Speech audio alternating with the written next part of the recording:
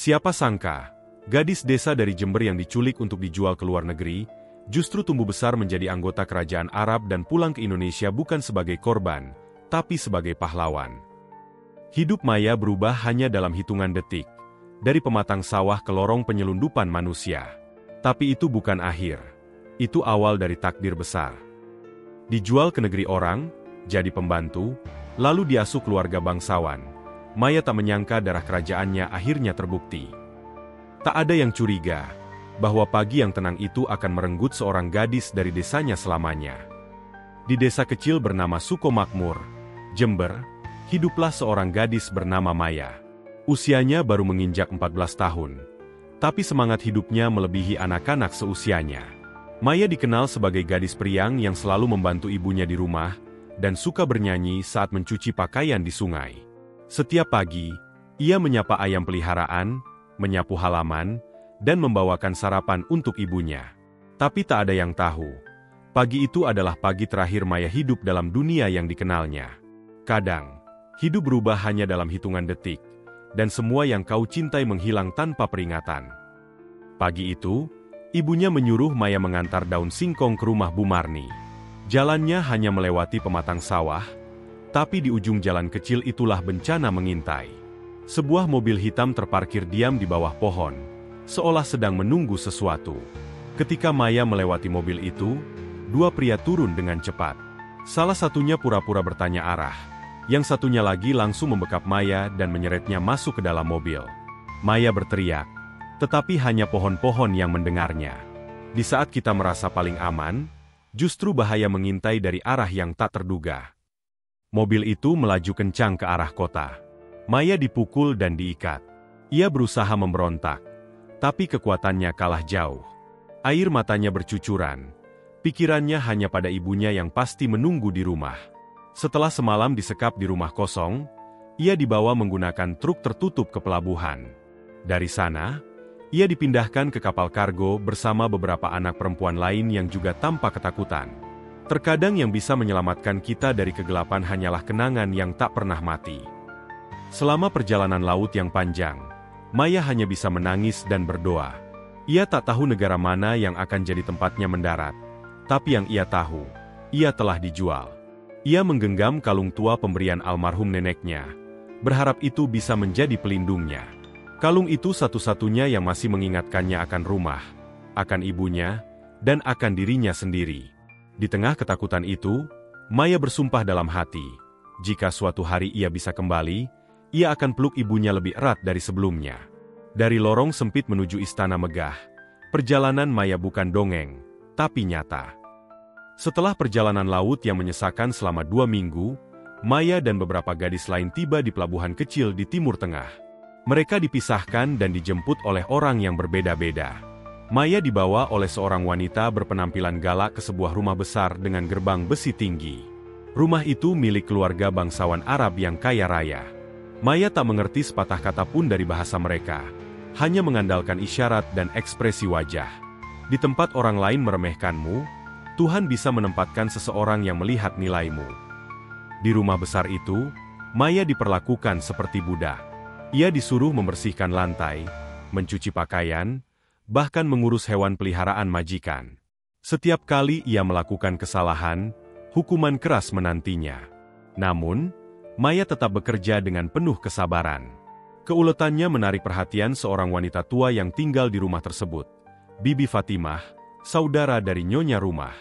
Fatimah mulai tertarik mengamati Maya dari jauh.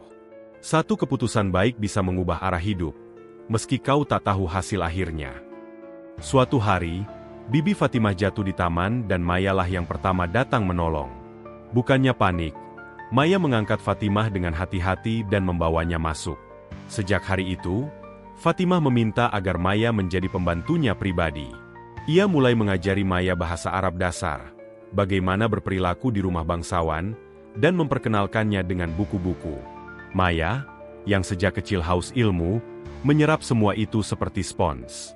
Saat kamu terus berusaha meski dunia menekanmu, alam semesta akan mencari cara untuk mengangkatmu.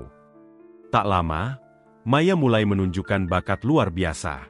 Ia bisa membaca, menulis, dan berkomunikasi dengan baik dalam bahasa Arab. Fatimah yang tak memiliki anak menganggap Maya seperti cucunya sendiri. Ia bahkan menyuruh Maya berpakaian seperti anggota keluarga bangsawan. Maya mulai menemani Fatimah ke acara-acara kerajaan, mengenal orang penting, dan belajar tata krama kerajaan. Namun di balik semua kemewahan itu, Maya tetap menyimpan satu impian sederhana. Suatu hari, ia ingin pulang ke tanah kelahirannya, ke pelukan ibunya yang entah masih menunggu atau sudah menganggapnya tiada. Kadang takdir menyembunyikan garis keturunan di balik luka yang belum sembuh. Suatu malam, ketika Maya tengah membaca buku tua di perpustakaan pribadi milik Fatimah, ia menemukan album foto yang sudah berdebu. Saat membukanya, matanya tertumbuk pada foto seorang wanita yang wajahnya sangat mirip dengannya, terutama di bagian mata dan bentuk dagu. Maya merasa seolah melihat bayangannya sendiri, hanya dalam balutan busana khas Arab tempo dulu. Di samping foto itu tertulis, Putri Laila binti Hasan, hilang di Indonesia tahun 1999. Satu lembar foto bisa membangkitkan ribuan pertanyaan yang mengubah seluruh hidupmu. Maya tak bisa tidur semalaman. Ia mulai mempertanyakan siapa dirinya sebenarnya. Apakah ini kebetulan? Ataukah dirinya memiliki hubungan darah dengan keluarga kerajaan? Esoknya, dengan berani Maya menunjukkan foto itu kepada Bibi Fatimah. Awalnya Fatimah terdiam, lalu ia menarik napas panjang dan mulai bercerita. Ternyata, bertahun-tahun lalu, saudara sepupu raja sempat menghilang saat melakukan kunjungan ke Indonesia. Banyak yang percaya ia diculik dan tak pernah ditemukan. Kebenaran terkadang tersembunyi di tempat yang tak kita sangka, menunggu untuk ditemukan oleh hati yang siap. Fatimah mencurigai bahwa Maya adalah anak dari Putri Laila. Wajah Maya yang sangat mirip dengan mendiang putri itu, serta kalung tua yang selalu Maya kenakan, ternyata identik dengan kalung pusaka keluarga kerajaan. Untuk memastikan, mereka melakukan tes DNA secara diam-diam. Dalam penantian hasilnya, Maya merasa hidupnya seperti berada di ujung tebing, tak tahu apakah akan terbang atau jatuh. Kadang jawaban dari doa kita datang dalam bentuk yang mengejutkan, bahkan menakutkan. 2 minggu kemudian, hasil tes keluar. Maya adalah anak kandung dari Putri Laila, dan otomatis memiliki darah bangsawan. Kabar ini sampai ke telinga keluarga kerajaan, dan Maya pun diundang secara resmi ke istana. Ia diperlakukan dengan sangat hormat. Para penasihat kerajaan takjub karena Maya bukan hanya memiliki darah biru, tapi juga cerdas, santun, dan memiliki jiwa sosial yang tinggi. Namun, di tengah semua pengakuan itu, Maya hanya ingin satu hal, pulang. Pulang ke Jember, mencari ibunya, dan mengucapkan kata yang selama ini terpendam. Aku hidup, Bu, dan aku kembali. Tak ada yang lebih menenangkan daripada pulang, meski harus melewati badai panjang lebih dulu. Maya berdiri di jendela suite hotelnya di Jakarta, memandangi malam yang penuh cahaya. Rasanya tidak nyata. Dulu ia hanyalah gadis desa yang diculik, kini ia kembali sebagai putri kerajaan. Tapi bukan harta yang membuat hatinya bergetar, melainkan kemungkinan bertemu kembali dengan ibunya. Setelah 12 tahun, benarkah sang ibu masih hidup? Masihkah beliau mengenali putrinya? Terkadang rumah bukan tempat, melainkan pelukan seseorang yang tak pernah berhenti mendoakanmu. Pagi itu, Maya menumpang mobil istana yang disediakan kedutaan Arab untuk menjemputnya. Dengan ditemani pengawal dan penerjemah, mereka menuju Jember. Sepanjang jalan, Maya mengingat aroma dapur ibunya, suara burung di pagi hari, bahkan air sungai yang selalu ia gunakan untuk mencuci. Kenangan itu menari-nari dalam pikirannya, membuat tangisnya tak terbendung. Air mata yang menetes di jalan pulang adalah saksi betapa berharganya cinta yang tak pernah mati. Sesampainya di desa Sukomakmur, penduduk geger. Mobil mewah berderet masuk, mengundang tatapan penasaran. Maya turun, berbalut gamis elegan, namun matanya langsung menatap sebuah rumah bambu di ujung gang. Rumah itu masih berdiri, meski tua dan rapuh. Di sana, seorang wanita tua sedang duduk di kursi, menatap langit. Maya melangkah pelan, jantungnya berdegup tak karuan. Dalam hidup, ada pertemuan yang tak butuh kata-kata. Hanya air mata yang bicara. Mereka saling menatap. Sang ibu tampak tak percaya. Namun begitu melihat kalung di leher Maya, tubuhnya gemetar. Maya, bisiknya lirih. Gadis itu mengangguk sambil berlutut. "Ibu, ini aku, Maya." Pelukan mereka menjadi saksi bisu dari cinta yang tak terkalahkan oleh waktu, jarak, dan penderitaan. Tangis keduanya pecah di hadapan warga desa yang ikut menyaksikan momen paling haru dalam sejarah kampung itu. Tuhan kadang mengizinkan luka, agar kita tahu betapa dalamnya cinta yang sebenarnya. Maya tinggal selama 2 minggu di desa, memperbaiki rumah ibunya, membantu warga, dan bahkan mendirikan yayasan untuk pendidikan anak-anak desa. Ia tak hanya kembali sebagai putri kerajaan, tapi juga pembawa harapan. Namun perjalanannya belum selesai. Masih ada masa depan yang menantinya, yang akan dituliskan di bab terakhir kisahnya.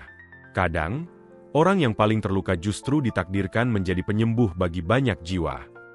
Setelah kembali ke pelukan sang ibu, Maya merasa jiwanya utuh kembali. Namun, ia tahu perjalanan hidupnya belum berakhir. Apa gunanya semua penderitaan masa lalu, jika tak bisa menjadi cahaya bagi mereka yang masih terperangkap dalam gelapnya nasib? Maya pun bertekad, ia akan menjadi jembatan antara negeri kelahirannya dan negeri tempat ia dibesarkan. Ketika luka masa lalu dijadikan pondasi, maka masa depan bisa berdiri lebih kokoh. Dengan restu kerajaan Arab dan bantuan para dermawan, Maya mendirikan sebuah organisasi internasional yang fokus pada penanganan perdagangan manusia dan pendidikan anak perempuan. Ia menamainya Yayasan Matahari Timur, karena baginya, anak-anak desa seperti dirinya adalah matahari yang hanya butuh kesempatan untuk bersinar. Bukan status yang mengangkat martabat seseorang, tapi seberapa banyak kebaikan yang ia tinggalkan. Yayasan itu tak hanya beroperasi di Indonesia, tapi juga membuka cabang di beberapa negara Asia dan Timur Tengah. Ia bekerja sama dengan PBB, aktivis perempuan, dan para pemimpin agama. Maya juga sering diundang sebagai pembicara dalam forum-forum internasional. Namun setiap kali ia berdiri di atas panggung, ia tetap menyebut dirinya, "Saya hanyalah anak desa dari Jember yang dulu dicuci bajunya di sungai, dan kini ingin mencuci luka-luka dunia." Hidup ini bukan soal dari mana kita datang, tapi kemana kita akan memberi arti. Maya juga tak melupakan akar budayanya.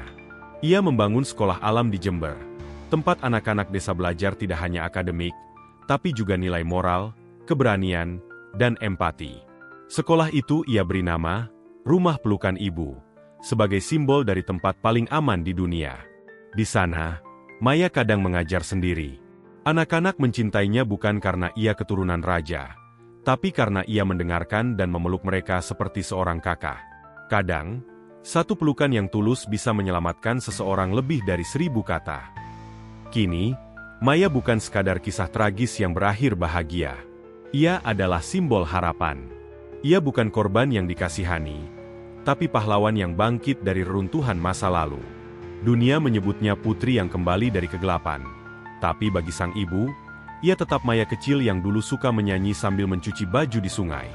Dan bagi anak-anak desa, Maya adalah cahaya. Akhir sebuah kisah tak ditentukan oleh awal yang kelam, tapi oleh keberanian untuk menyalakan lilin dalam kegelapan.